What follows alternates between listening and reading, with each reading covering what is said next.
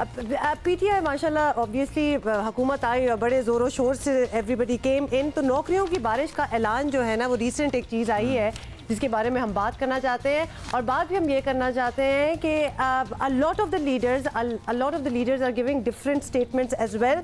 तो नौकरियों की बारिश का हमने ऐलान की जिक्र किया है। 60,000 अरब रुपए वापस लाने का वादा, रोटी कम खाने का मशवरा और गोश्त महंगा हुआ तो क्या हुआ।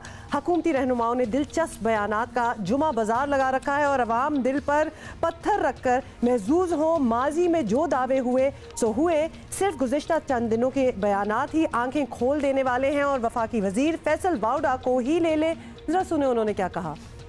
बंदों की शॉर्टेज हो जाएगी, इतनी नौकरियां आपकी आने वाली। मैं ये नहीं बात कर रहा सालों की, मैं हफ्ते 10 दिन 2 हफ्ते 4 हफ्ते की बात कर रहा हूँ। ये तो बहुत बड़ी खुशखबरी दे रहे हैं ये आपको कि चंद हफ्तों में पाकिस्तान के हालात ठीक होने वाले हैं। पान वाला ठेले वाला भी कहेगा मुझसे टैक्स ले लो। अगर खुदा न खादा सही साबित नहीं होता तो फिर 5 हफ्ते के बाद फैसल वाडा साहब फिर आप यहाँ पे आगे ये ना कहेगा कि वो ये तो अल्लाह की मर्जी थी, फिर आपको कोई ना कोई जस्टिफिकेशन देनी पड़ेगी। टिक्का बोटी कर दीजिएगा, टिक्का बोटी did he say that? Tikka बोटी कर दीजिएगा मतलब है कि was he serious or was it sarcasm? क्या था ये वैसे? अच्छा जी, और भी आपको बताएं वो मुराद सईद का इलेक्शन से पहले वो भी हम आपको सब आपको याद दिलाते हैं। स्पीकर खैबर पख्तूनख्वा असेंबली हैं कि लोगों को रोटी कम खाने का मशवरा दे रहे हैं। अंदाजा करें, सुन लें।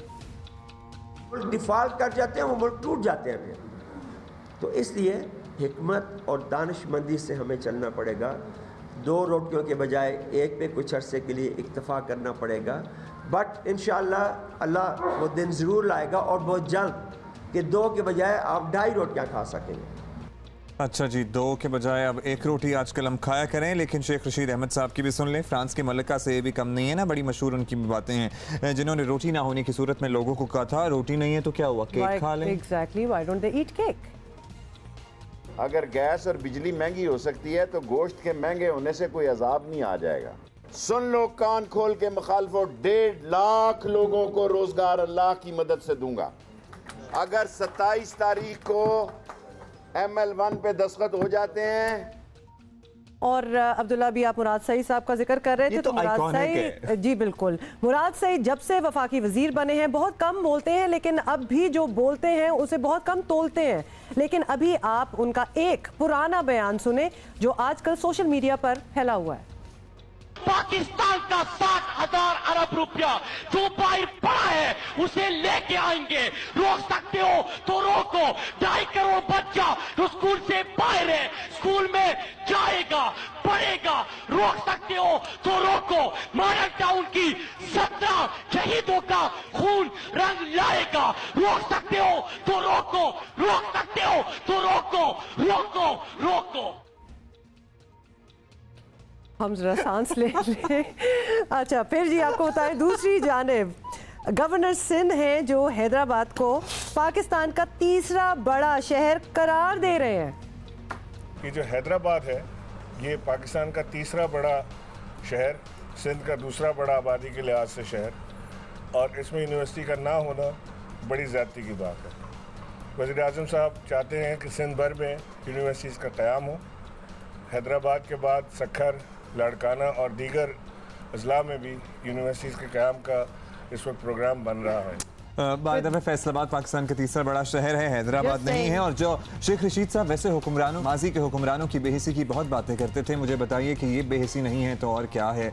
जब आप कहते हैं कि 1 रोटी खा लें 2 नहीं खा सक रहे हैं तो या गोश्त महंगा हो गया तो क्या करें, या अब अगर दूध पे 23 रुपये फी लीटर बढ़ गया है, 4 बच्चे वाला घर है, अगर ये 2 बच्चे वाला घर भी है तो उसके माहाना अखराजात में कितना इजाफा होगा, तो उससे या फिर ये भी कह देना कि बिजली की कीमतों में अगर इजाफा हो गया तो कौन सी बड़ी बात होगी। मतलब ये कोई बात है? आप अपने महलों से निकलें और जाके देखें कि लोगों का क्या हाल है। लेकिन इस पर जरा हम मजीद बात करेंगे, अभी छोड़ेंगे नहीं इस बात को। सीनियर तजियाकार मजहर अब्बास साहब हमारे साथ हैं। मजहर साहब, हो क्या रहा है? पहले तो आप हमें ये बता दें, 60,000 अरब रुपए की कहानी, नौकरियां ज्यादा और बंदे कम, ये बातें हो रही हैं। रोटी कम खाएं, गोश्त महंगा हुआ तो क्या हुआ? ये हमारे लीडर अवाम के साथ मजाक कर रहे हैं? मतलब ये क्या हो रहा है? या इनका मजाक उड़ा रहे हैं? नहीं, मेरा ख्याल है ये अपने सियासी बयानात होते हैं और सिर्फ बयानात देते वक्त ये नहीं सोचते कि क्या ये चीज़ जो हम बात कह रहे हैं ये प्रैक्टिकल है, दूसरे, जब आप रोटी वाली बात करते हैं तो पहले अपने ऊपर उस चीज़ को अप्लाई कर रहे हैं या नहीं कर रहे हैं। रोटी वाली बात है, उसमें एक हतक का पहलू भी होता है। फिर ये नहीं पता मुश्ताक गनी साहब को कि जी इस वक्त आपकी बेशुमार जो लोग हैं वो ऐसे हैं कि जो शायद आज से कुछ महीने पहले तक या कुछ साल पहले तक 2 रोटियां खाते थे, अब 1 रोटी पे गुजारा करते हैं। सूरत हाल आपकी जो गुर्बत की सूरत हाल है वो बहुत बुरी है। लोग, आप चले जाएं, आप कराची में रहते हैं, आप चले जाएं, आप देखें ब्रिज के नीचे शाम के वक्त या दोपहर के वक्त या रात के वक्त लोगों ने बाकायदा दस्तरखान बना लिए हैं। हालांकि उसके अंदर भी एक तज़ीक का पहलू नज़र आता है कि जब आप दिखावा कर रहे होते हैं कि नीचे बैठे लोग खाना खा रहे हैं, लेकिन उसका दूसरा पहलू ये है कि आप अंदाज़ा करें कि किस तादाद में लोग आते हैं उन जगहों पे।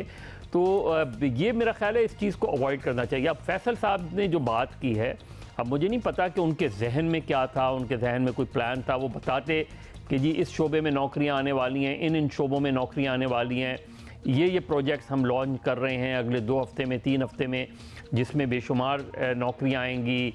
फिर वो ये बताते कि जी ये नौकरियां प्राइवेट सेक्टर में आ रही हैं, पब्लिक सेक्टर में आ रही हैं। उन्होंने एक स्टेटमेंट, वो अगले 2 हफ्ते, 3 हफ्ते, 4 हफ्ते बाद हो सकता है कि कुछ चीज़ें ऐसी आ रही हों कि जिसके तहत वो हो, लेकिन वो बड़ा स्पेसिफिक बात कर रहे थे। वो ये कह रहे थे कि जी इतनी नौकरियां आने जा रही हैं और वो भी अगले 3-4 हफ्तों में। साहब, जाहिर है वो तो हमें देखना है कि अगले 3-4 हफ्तों में ऐसी क्या तब्दीली आने वाली है। मौजूदा हुकूमती रहनुमाओं के ऐसे बयानात देने की आपको वजह क्या समझ आती है? इस तरह की बातों से क्या हासिल होता है? सोशल मीडिया पॉपुलैरिटी है या बस एक्चुअली इन्हें लग रहा है कि सब कुछ होने वाला है? देखिए, हमारे यहाँ जनरली जो चीज़ें हो रही हैं पिछले हम देख रहे हैं, वो उसकी एक बड़ी वजह जो है ये मीडिया है और ख़ास तौर पर टेलीविज़न है। आपने अभी पिछले दिनों देखा एक नैब के जो है वो ऑफिसर जो है वो खड़े होकर एक सियासी भाषण दे रहे थे, बजाय इसके कि वो जिस काम के लिए आए थे वो करते। वो हमें लेक्चर दे रहे थे कि कायद आज़म का पाकिस्तान कैसा होता है, अल्लामा इकबाल का पाकिस्तान कैसा होता है, सर सैयद का पाकिस्तान कैसा होता है। तो हमारे यहाँ जो मीडिया का ग्लैमर है उसने सारे लोगों को उसका असीर बना दिया है। अब पॉलिटिकल लीडर्स भी ये है कि वो उनके यहाँ, और हमारे यहाँ एक बड़ा मसला ये है कि हम जब कोई बयान दे रहे होते हैं तो हमें अंदाज़ा नहीं होता कि हम कौन से अल्फाज का चुनाव कर रहे हैं। बाज़ औक़ात हमसे इतनी गलत बातें निकल जाती हैं जो आपके लिए बाद में इस हद तक प्रॉब्लमेटिक हो जाती हैं और इस हद तक मुश्किलात पैदा करती हैं कि आपको माजरत करनी पड़ती है, आपको माफ़ी मांगनी पड़ती है, आपको उस बयान को विड्रॉ करना पड़ता है। तो हमारे यहाँ चूँकि लोगों में जब बयान दे रहे होते हैं या किसी एक के हवाले से कोई रिमार्क्स पास कर रहे होते हैं तो हमें अंदाज़ा ही नहीं होता कि जब हम किसी के हवाले से कोई बात कर रहे हैं तो उसके अंदर तनकीद कितनी है और तज़हीक। साहब, यही तो सारी हम बात कर रहे हैं कि अगर आप ऐसी कोई बात करें या हम करें तो हमसे अवाम की कोई एक्सपेक्टेशंस नहीं है। हमारे लीडर से जिनको वोट दे के उस पोजीशन में डाला है हमने, तो उनसे तो एक्सपेक्टेशंस हैं कि भाई अब हमारी बात समझने की कोशिश करो। तो ये बताएं मज़हर साहब कि इस पूरी सूरत हाल में जब अवाम से रोटी कम खाने और पेट्रोल डॉलर ज़्यादा महंगा ना होने पर शुक्र अदा करने और ना घबराने का मशवरा दिया जाए तो अवाम क्या करे? क्या इन बातों से महजूज होने के अलावा कोई और ऑप्शन है? देखिए, लोग, क्योंकि अब लोगों के पास ऑप्शंस ख़त्म होते जा रहे हैं। लोग अगर ये भी नाकाम होते हैं और ये भी जितनी लोगों को, ख़ास तौर पे यंगर जनरेशन को, फैमिलीज़ को जितनी इनसे उम्मीदें हैं इस हुकूमत से, अगर ये भी नाकाम हैं और ये भी बिल्कुल उसी जिस तरह अभी 7-8 महीने में तो इन्होंने कोई ऐसे इनकलाबी इक़दाम नहीं किए कि जिसकी वजह से हम ये कह सकें। देखिए, ऑस्टेरिटी ड्राइव आप कह सकते हैं कि जी मैंने अपने अखराजात कम किए, बिल्कुल कम हुए, इसमें कोई शक नहीं है। लेकिन जो लोगों तक ट्रिकल डाउन इफ़ेक्ट आना चाहिए, लोगों तक अगर आपने अपने ऊपर अखराजात कम किए हैं तो लोगों के जो चीज़ें हैं वो तो फिर भी महंगी हो रही हैं। वो जब 1000 का नोट लेके बाहर निकलता है, घर अपना मार्केट पहुंचता है तो वो ख़त्म हो जाता है। और जिसके पास जिसकी कमाई पूरे दिन आप चले जाएं, आप रिक्शा, टैक्सी, बसों में जाएं, लोगों से आम आदमी तो इसी से ट्रैवल करता है।